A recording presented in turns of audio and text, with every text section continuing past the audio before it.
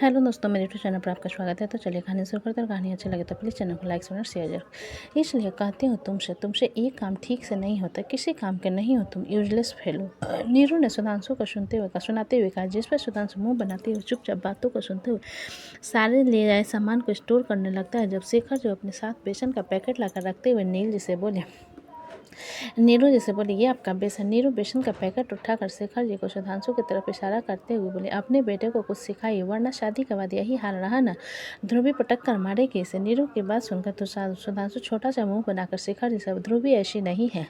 क्या कहा तुमने? नीरू ने सुधांशु को घूरते हुए पूछा, जिसके जवाब में सुधांशु आटे का डब्बा उठाते हुए अपने सिर नहीं में हिलाकर बोला, कुछ नहीं, किचन में रखने जा रहा हूँ। इतना कहकर सुधांशु पतली गली लेकर चुपचाप किचन के अंदर चला जाता है। सुधांशु के जाने के बाद नीरू शेखर जी की तरफ देखते हुए बोली, और आपको क्या चाहिए? नीरू की बात पर शेखर जी जल्दी से अपना सिर नहीं में हिलाकर कमरे की तरफ जाते हुए बोले, कुछ नहीं, मैं तो फ्रेश होने जा रहा था, आप देख लीजिए। यह कहकर शेखर जी चुपचाप कमरे की तरफ चले जाते हैं। नीरू वहीं पर बैठकर बेसन का घोल बनाने लगती है। जब सुधांशु सारे इंग्रेडिएंट्स लाकर वहाँ पर रखते हुए कहते, और कुछ चाहिए? मेरे पैरों में दर्द है, मैंने तेल गरम करने के लिए रख दिया है, तुम जाकर बनाओ पकौड़े। नीरू ने जवाब, जिसे सुनकर सुधांशु अपने हाथ पर पटकते हुए, इसलिए मैं आपको कुछ भी बनाने के लिए नहीं कहता, आप हर बार मुझे बनाने के लिए कहती हो। एक कहकर सुधांशु मुंह बनाते हुए पकौड़े के लिए बनाए घोल को लेकर किचन की तरफ जाने लगा। जिसे देखकर नीरू बोली, ये सारी सब्जियां तो डालने दो।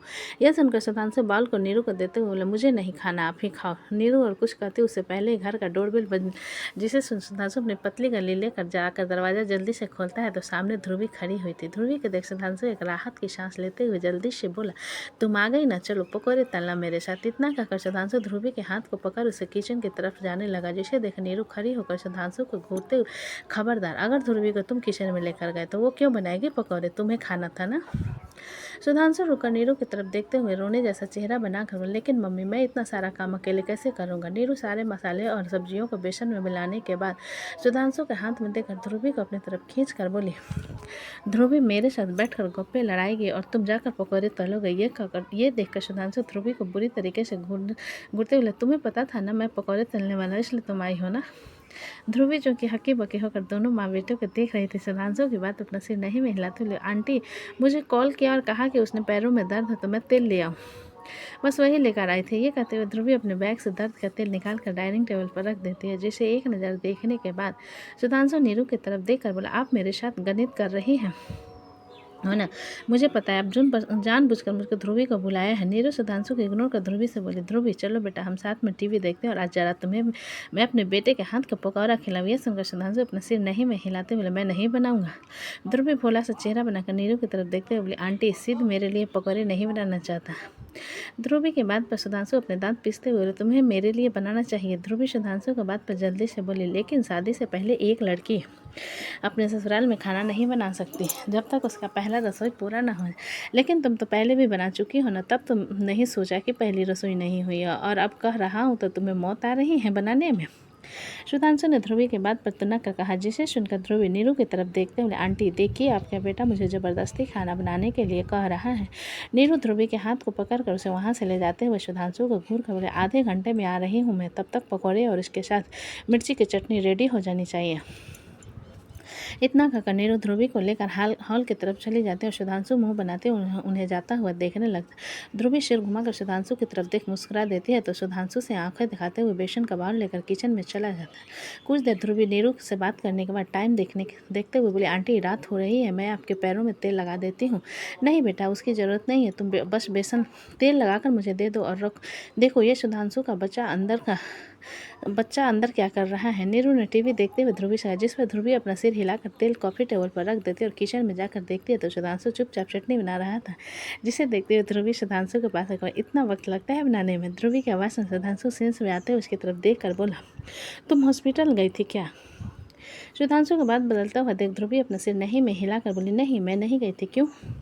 सुधांशु ने पूछा। जिसके जवाब ध्रुवी उसकी तरफ देखते हुए, नित्या कोमा में है, अनमोल भाई भी कोमा में है, दोनों को वेंटिलेटर में रखा गया है और अगर उन दोनों की कंडीशन अच्छी हुई तो घर में कॉल आ जाएगा। सुधांशु ध्रुवी के बात पर अपना सिर हिलाते हुए बोला, ध्रुवी तुम्हें क्या लगता है इन सब में किसका हाथ होगा?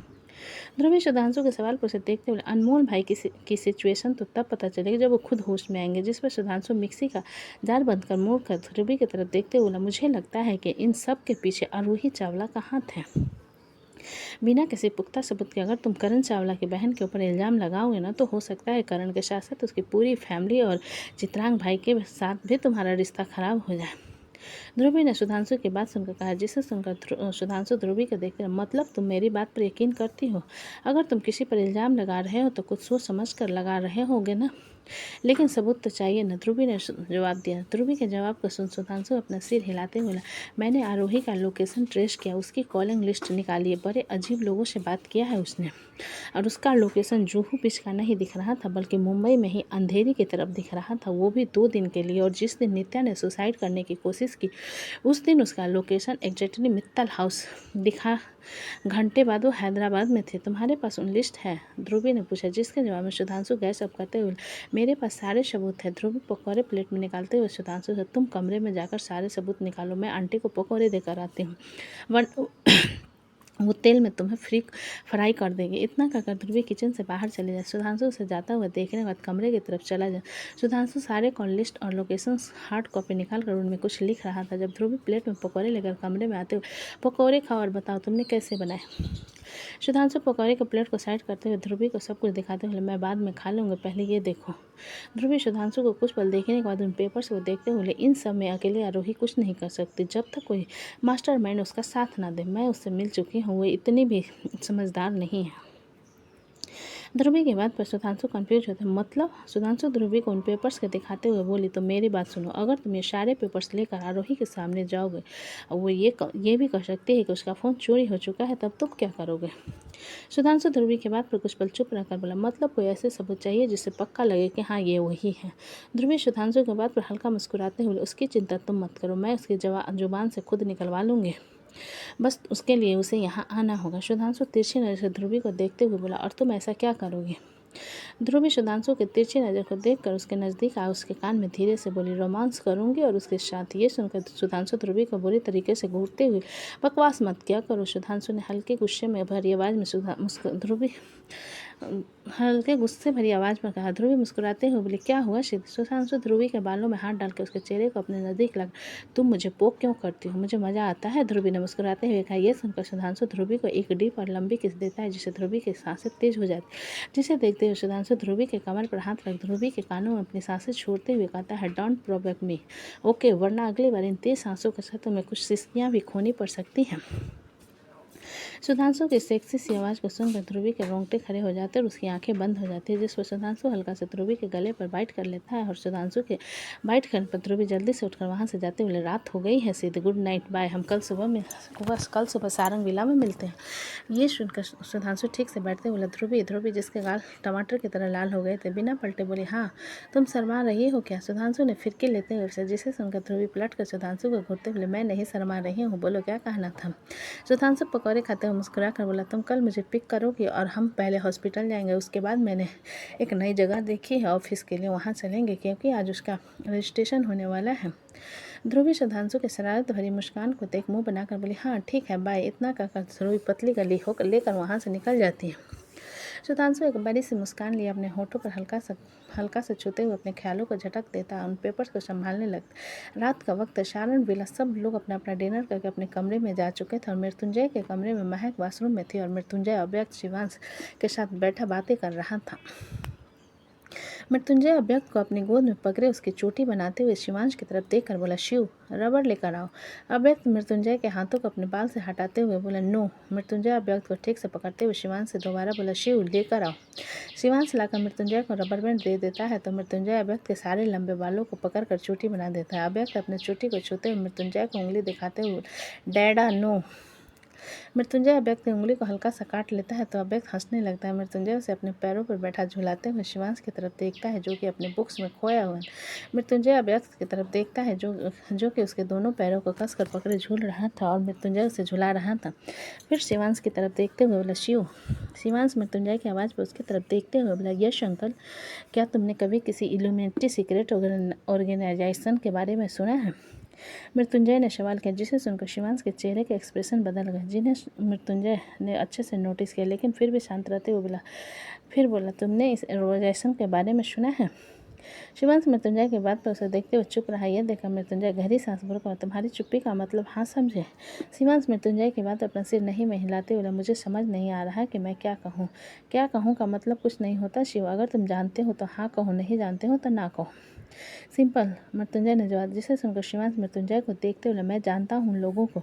मृत्युंजय शिवांश के हाथ सुनकर उसे कंफर्टेबल कराते बोले, मैं कुछ पूछ नहीं रहा था, एक्चुअली जो एक्सीडेंट अभी हुआ था, सुना है कि उनका हाथ है और शायद कल मैं उनका हाथ है और शायद कल मैं रहूं। अगर तुम उनके बारे में कुछ जानते हो तो बता दो। मृत्युंजय की बात सुन शिवांश हैरान होते बोला, आपका एक्सीडेंट। मृत्युंजय शिवांश को सीरियस होता हुआ देख अपना सिर हिलाकर बोला, हाँ कोई बात ऐसी हो जिस बारे में मुझे ना पता हो। क्या पता कल मैं भी अस्पताल में रहूं। ये सुनकर शिवांश अपना सिर जल्दी से नहीं में हिलाते। जब हमारी पहली मुलाकात हुई थी तब मनाली में डैड उन्हीं के बारे में पता लगाने गए थे, जहाँ पर उनके ऑर्गेनाइजेशन में जितने भी लोग हैं उन सब की तस्वीर मेरे पास है, क्योंकि वो लोग नहीं चाहते थे कि उनकी तस्वीर पब्लिक में रिवील हो। और मुझे उनकी तस्वीर मिली क्योंकि मैंने डैड के शर्ट में हिडन कैमरा लगा दिया था, इसके अलावा और कुछ नहीं। शिवांश की पूरी बात सुनने के बाद मृत्युंजय उसके बालों को सहलाते हुए बोला, कल जब उनके टीम मेंबर से मिला उन्होंने मुझे तुम्हारी डिमांड की तो आपने क्या कहा? क्या आप मुझे उन्हें दे दोगे? शिवांश ने मृत्युंजय की बात सुनने से देखते हुए, जिसे सुनकर मृत्युंजय अपना सिर नहीं में हिलाकर मैंने सीधा कह दिया, मैं अपने बेटे को किसी को नहीं दूंगा और मैं तुम्हें कभी खुद से दूर नहीं जाने दूंगा।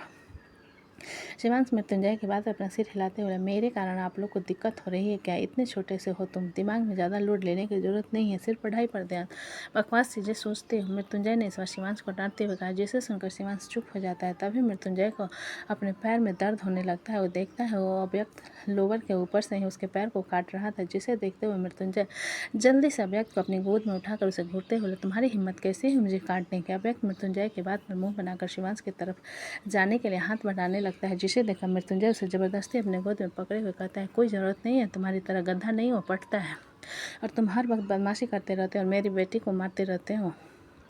अब वक्त इतने दिनों में ये तो समझ चुका था कि मृत्युंजय बेटी समृति को कहता है, जिसे सुनकर अव्यक्त बुरी तरीके से मृत्युंजय को घूरने लगा। उसकी नीली घूरती हुई नज़र को खुद पर महसूस कर मृत्युंजय भी उसे घूरते हुए बोला, बाप को आंखें दिखाता है। शिवांश दोनों बाप बेटे को कोल्ड वार को देखते हुए मुस्कुरा रहा।